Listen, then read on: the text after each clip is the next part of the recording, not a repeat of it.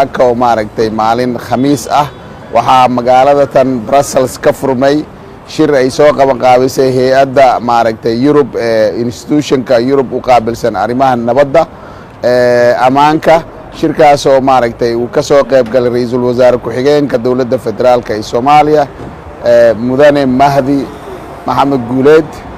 kaasoo mataqaana maaragtay looga hadlayo amniga geeska Afrika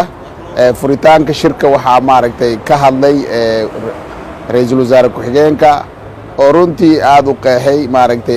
nabadda iyo argagixisnimada iyo habka looga hortagi lahaa waxaa kaloo meesha ka hadlay khubara oo maaragtay ka yimaadeen maaragtay Mareykanka oo runtii fasiray waxa ku qasbo dadka inay noqdaan maaragtay argagixiso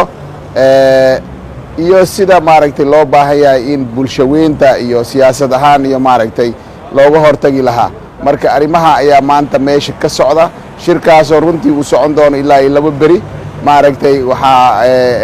ka hadli doonaan khubaro aad u fara badan oo ka kala yimid dhammaan Afrika iyo qaaradda Europe iyo Mareykanka waxaa kaloo la filayaa ra'iisul wasaare ku-xigeenka uu la kulmo maaragtay madaxda Europe qaar ka mid ah oo halkan maaragtay ballamo uu ku haysto sidoo kale waxaan rajaynaynaa inuu maaragtay la kulmo jaaliyadda Soomaaliyeed ee ku nool maaragtay magaalada Brussels